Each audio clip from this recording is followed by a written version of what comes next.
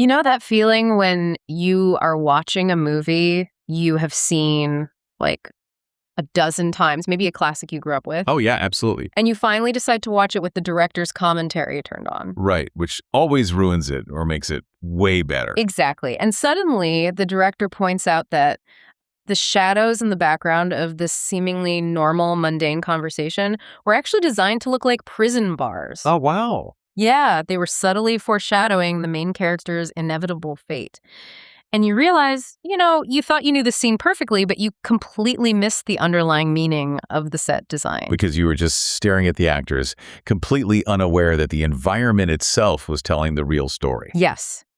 You cannot unsee it once that intentionality behind the environment is brought into the light. It completely alters your perception. The backdrop transforms from like a passive setting into this active participant in the narrative.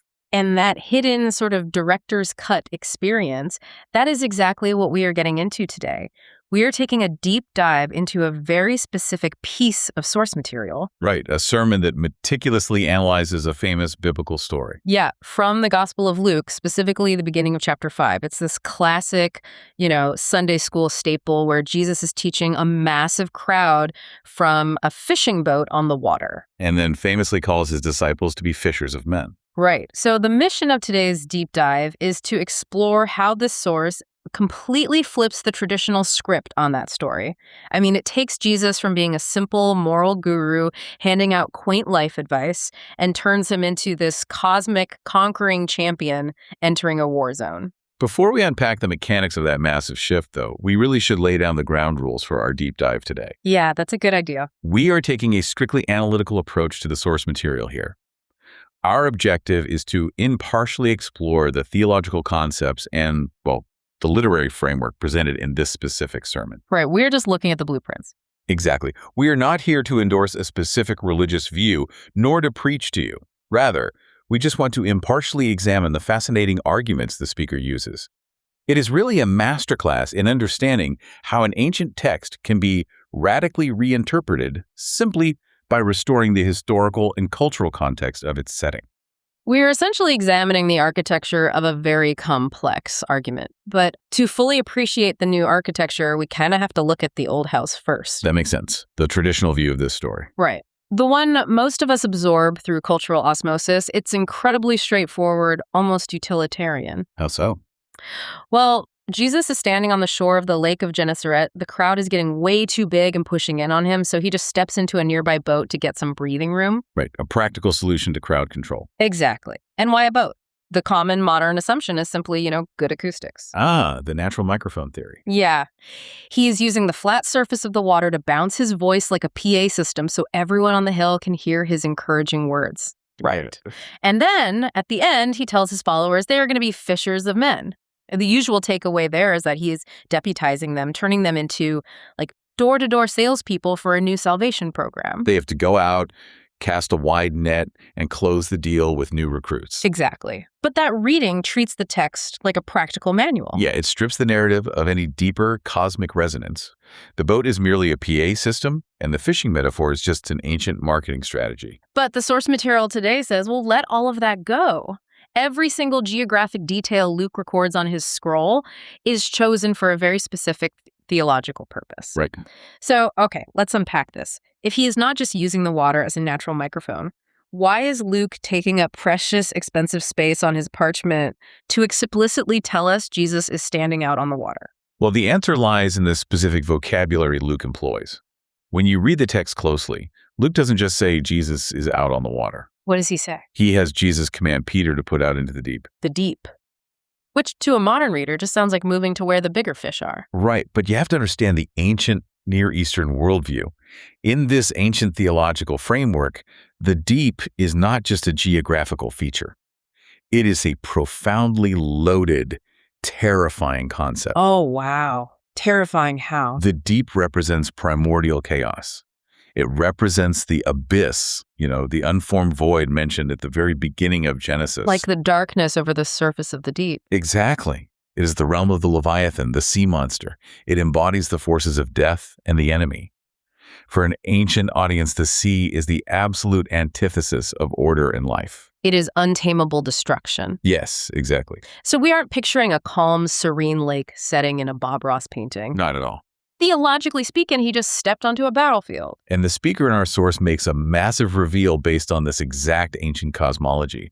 Because Jesus is physically positioned on the deep, he's not standing there to give a nice, encouraging pep talk to the masses. Wait, so what is he doing? The source asserts that by taking this physical position, literally suspended over the chaotic abyss, Jesus is actively performing an act of condemnation. Condemnation against who? The argument laid out is that Israel, which the speaker translates in a modern context to mean the visible church, has completely failed in its divine mission to be a light to the world. Okay, I follow. Therefore, the very act of the divine champion physically leaving the land, turning his back on the shore, and standing on the chaotic waters is a visual, silent judgment against that failure. Wait, I have to stop you there. Isn't that a massive leap? How do you mean? To say that just standing on a boat constitutes a silent condemnation of an entire nation? I mean, a boat is just a practical necessity when a crowd is literally backing you into the surf. It sounds like a stretch, right? How do we know this is a brilliant theological set design and not just a coincidence of where he happened to be standing that day? Well, the source anticipates that exact skepticism from the modern mind. To prove this is not a geographical coincidence, the speaker asks us to zoom out and look at a macro pattern in the biblical text. Okay, let's zoom out. Think about the long line of prophets in the Hebrew narrative. How many times do you see a prophet delivering prophecies while physically floating out on the water? Let me scan my mental Rolodex of Sunday school stories here. Take your time. Well, Moses parts the water, but he is standing firmly on dry land when he does it. Right. And Elijah, Isaiah, Jeremiah, they are always in deserts or on mountaintops or in the courtyards of kings. Water isn't really their element. Exactly. Prophets almost never prophesy on the water. The land is the place of the living, and the sea is the place of chaos. So it is a huge anomaly. Yes. There is, however, one massive, glaring exception to this rule. Oh, let me guess. Jonah. And to solidify this literary connection, the source points out that Jesus explicitly invokes Jonah just a few chapters later in Luke chapter 11. Oh, right. The sign of Jonah? Exactly. Jesus looks at the crowds and says, this generation is an evil generation. It seeks for a sign, but no sign will be given to it except the sign of Jonah. The plot thickens. So Luke is deliberately setting up an echo of Jonah right here in chapter 5. The speaker draws a direct, unavoidable parallel. Let's look at the mechanics of the Jonah narrative. Jonah preached to the wicked Assyrians in the city of Nineveh, and surprisingly, they actually repented. Right. But Jesus is preaching to a generation that he calls even more evil, because they aren't just wicked pagans, they are the chosen people, literally rejecting the divine face to face. Wow. Okay. So the physical positioning on the boat is Jesus saying, I am preaching to you like the prophet from the waters, Jonah, will you repent? That is a brilliant connection. But the source takes this literary echo a step further. Jesus isn't merely a repeat of Jonah. He is the ultimate inversion of Jonah. An inversion. Yeah, he is an anti-Jonah. Here is where it gets really interesting because the story of Jonah is almost universally taught as this quirky, sanitized children's story, right? Oh, absolutely. The flannel graph board story. Yeah, exactly. About a stubborn guy getting swallowed by a friendly whale. But this framework flips it into a dark, cosmic foreshadowing of the ultimate sacrifice. Let's break down the contrasts the source highlights to explain this anti-Jonah concept. Both Jonah and Israel had a divine mandate to bring news of God's mercy to nations that were trapped under the enemy's power. But Jonah ran away from that mission. With indignant spite, yes. He actively hated the Assyrians and did not want them to receive mercy. And Israel, in this framework, has similarly failed its mission to bless the outside world, turning inward instead. Exactly. But Jesus doesn't run away. He marches right toward the mission. He is the faithful servant stepping in to do exactly what humanity and Israel refused to do. And the climax of Jonah's story, when he's on the boat in the middle of a terrifying storm, is him telling the sailors to throw him into the chaotic deep to appease God's wrath. Right. Jonah is hurled into the sea to stop the wrath and save the pagan sailors on the ship. The moment he hits the water, the storm ceases. And the source connects this to Jesus. The source argues that Jesus is recapitulating this exact narrative, but on a massive cosmic scale. Oh, I see where this is going. Jesus is the true prophet on the boat, who will willingly allow himself to be sacrificed into the ultimate deep, meaning the deep of death itself, for 3 days. Just as Jonah was in the belly of the beast for 3 days. Precisely. But Jesus does it to save all of humanity. He is actively, voluntarily going into the chaotic deep of death for our benefit. Wow. If we accept this framework, the setting is completely transformed. The water is not a PA system. It is the chaotic deep, the realm of death. Yeah. And Jesus is not just a moral teacher giving out 5 tips for a better life. He is the ultimate anti-Jonah, the cosmic champion preparing to conquer death itself. It is a massive paradigm shift. But it brings up a very grounding human element to the story for me. If Jesus is actively doing battle with the cosmic forces of chaos right there in the boat, Peter isn't just watching a teacher. No, he is not. He is sitting in the blast radius of a spiritual war zone. How does a regular working-class fisherman process that? Well, the sermon spends significant time analyzing Peter's reaction precisely because it reveals the true nature of the moment. What happens exactly? After Jesus tells Peter to lower the nets and the miraculous boat-sinking catch of fish happens, Peter does not celebrate a great payday. He doesn't start calculating his profit margin. Not at all. Yeah. He falls down at Jesus' knees and says, "Depart from me, for I am a sinful man." Which is a heavy reaction to getting a bunch of fish. The speaker clarifies something crucial about the underlying logic here. Peter is not afraid of the boat sinking. He is a professional fisherman. He knows how to handle a swamped boat. Right. That's literally his day job. Exactly. He is quivering in existential dread because he suddenly realizes he is standing in the presence of absolute, unshielded holiness. It is the realization of total exposure. Like if you bring a perfectly bright light into a filthy room, the light doesn't get dirty. It just brutally exposes every single stain. That's a perfect way to put it. Peter knows he is in the presence of perfection, and it highlights all of his own impurities. It's the terror of the divine judge. The mechanics of holiness in the ancient world dictate that the impure cannot survive in the presence of the pure. It's like wax getting too close to the sun. And Peter knows he is the wax. Right. And how does Jesus respond to this perfectly rational terror?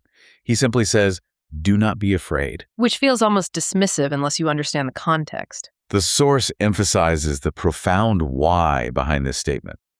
Jesus doesn't say, "Do not be afraid," because he is actually harmless or less powerful than Peter thought. Then why? He says it because Jesus has come to deal that divine righteous wrath upon himself and upon humanity's spiritual enemies rather than upon Peter. Oh, wow. He's essentially telling Peter, "I am the judge, but I have stepped into this chaos to fight the battle for you, not against you." Which brings us to the famous catchphrase of this entire narrative, completely redefining what it means. Fishers of men. Yes, the big misunderstanding. We mentioned earlier that the traditional view treats this as a call to go be a charismatic recruiter for the church.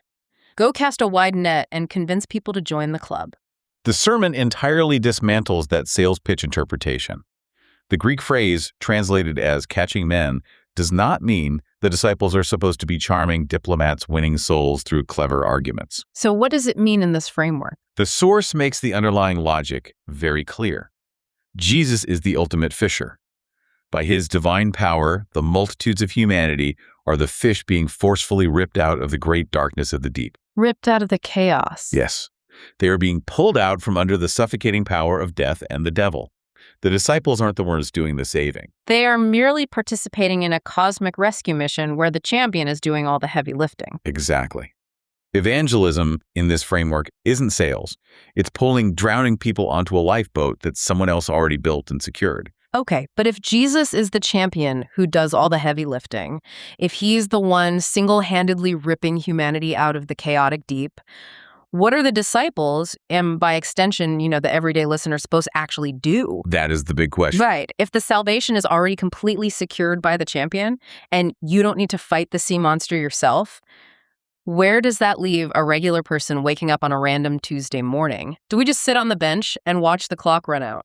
The source provides a remarkably grounded answer to that exact dilemma by delving into the mechanics of what happens after the rescue. I am very curious about this. To explain it, the speaker describes a piece of visual artwork, an icon that was apparently hanging in the room where the sermon was originally given. He refers to it as visual scripture. I love that concept, burning an image into your mind to help you digest a really dense theological concept. What was the image? The icon depicts a famous theological scene known as the harrowing of hell, or Sheol. It shows Christ standing victoriously on the physically shattered, crossed-over gates of the underworld. Like he just kicked them down. Exactly. And he is actively, physically gripping Adam and Eve by the wrists, ripping them out of their tombs. That is an intense visual. The speaker points out that Adam and Eve aren't depicted just because they are special historical figures. Hmm. The logic of the icon is that they represent the entirety of humanity. Just all of us. Right. In fact, the speaker jokes that he wishes there was one of those amusement park cutouts, where you stick your face through the hole on a painted board. Oh, yeah, so you could physically put your own face over Adam and Eve's. Exactly. The visual argument is that you are the one being ripped from the deep. Okay, so you are pulled from the grave by the champion. You are rescued from chaos. But back to my question, rescued to do what? The source argues you are brought back not merely to exist in a neutral state, but for a specific original purpose, to co-rule, to be restored to a divine status and authority. Co-rule the earth. Right. The speaker uses the term Edenization. Edenization. Yeah. The logic here is tied back to the original mandate in Genesis. Adam and Eve weren't supposed to just sit in the garden. They were supposed to cultivate it and expand its borders outward into the untamed world. Bringing order to the wild. Exactly. Edenization is the active building of the new creation, bringing order to chaos. And the crucial paradigm-shifting point the source makes is that this doesn't just happen in some ethereal, distant afterlife after you die. It starts now. This mandate begins right now, in the present reality. But what does Edenization actually look like in practice? Because when you hear a phrase like building the new creation, you naturally picture parting clouds, wielding flaming swords, or performing massive, miraculous feats that change the course of human history. Well, the brilliance of the sermon's application is how aggressively it brings that lofty concept back down to earth. Down to earth how? The speaker argues that this divine work of Edenization rarely looks like glorious worldly success or epic battles. It looks like mundane repetition. Wait, really? Yeah. It looks like your everyday vocations, your daily chores, your quiet responsibilities to your family and your annoying neighbors. That is the literal building of the world to come. That is such a wild, almost jarring contrast. I mean, think about the imagery we just set up. You get this epic, heavy metal visual of the cosmic champion stomping on the shattered gates of the underworld, ripping you out of the grip of death. Right, yeah. And your grand divine reward for surviving the apocalypse is doing the dishes for your neighbor, going to your mundane 9-to-5 job, changing dirty diapers. It sounds almost anticlimactic. It might sound anticlimactic to a culture obsessed with grandiosity, but theologically, it fundamentally elevates the mundane. How so? The source introduces a dense theological concept to explain the mechanics of why you are completely free to do this mundane work without feeling like you are wasting your life. Okay, lay it on me. The term used is imputed alien righteousness. Oh boy, that sounds like a concept that requires a law degree to understand. Alien righteousness. Right. How does the sermon break down the actual mechanics of that? Let's use a financial or legal analogy to explain the logic of imputation. Righteousness essentially means a verdict of being perfectly worthy or perfectly just. Okay, got it. Imputed means it is credited to your account. And alien means it comes from entirely outside of you. So not from outer space, but just not generated by me. Exactly. Imagine you are billions of dollars in debt, facing life in prison. Sounds stressful. Very. But suddenly, a billionaire, the champion, pays your debt and transfers his entire fortune into your bank account. Okay. The legal system now looks at you and declares you perfectly clear. You didn't earn a single penny of it. The verdict is alien to you, but it is legally yours. Ah, I see. The sermon argues that Christ's perfect obedience is credited to you in this exact way. Because your salvation, your cosmic rescue from the deep, is already fully secured and fully funded by the champion, you're completely freed from the exhausting anxiety of trying to earn your worth. Wow, that is liberating. You don't have to slay dragons or conquer nations to justify your existence. You are entirely free to just focus on loving and serving your neighbor in the most ordinary, quiet ways. That shift in motivation is profound. You aren't working for your salvation, trying to prove you deserve to be out of the chaotic deep.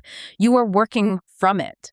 Precisely. You have already won the lottery, so now you can just volunteer your time without worrying about the paycheck. The champion has already cleared the path through the death that awaits you. Therefore, you can wade back out into the fallen world into the chaos of everyday life, and you don't have to fear any of it. Your eternal status is secure. Exactly, rendering the chaos powerless over your ultimate fate. Which brings us full circle on this deep dive. We started with a cozy, familiar Sunday school story. A nice day on a calm lake where Jesus is supposedly bouncing his voice off the acoustic water and telling his buddies to go cast some nets and be clever recruiters for a new religion. But by turning on the director's cut, by understanding the ancient set design of the deep and the historical anti-Jonah echo, that cozy story transforms into a massive cosmic battle. The framework shifts Jesus from being a moral guru who gives you a list of instructions on how to save yourself to a cosmic champion who actively takes on the chaos of the deep on your behalf. And the ultimate encouragement from this source text is a realistic one. Yeah. You are, frankly, surrounded by death, decay, and chaos in this fallen world. Yeah, we all feel that. But because of the mechanics of this theological framework, because the champion has already shattered the gates of the underworld, you are called to walk right through that chaos and fear absolutely none of it. It changes the entire posture of how you navigate your daily life. It really does. And as we wrap up, I want to leave you with one final lingering concept to mull over, something that builds on everything we've discussed, but takes it in a slightly different direction. What is that? There is a specific quote from the source text that is really hard to shake. The speaker says, "In the midst of all that death, life is pursuing you, hunting for you." Wow. Life is hunting for you. Yeah. We spend so much of our modern lives completely exhausted by the endless pressure to, find our purpose, to discover our truth, or to seek out some kind of spiritual enlightenment. Always searching. Right. We view ourselves as the active seekers trying to find meaning in the chaos, but think about the exact framing of that quote. What if you stopped the frantic search today? Just let it go. How would your perspective change if you realized that you aren't actually the one doing the searching?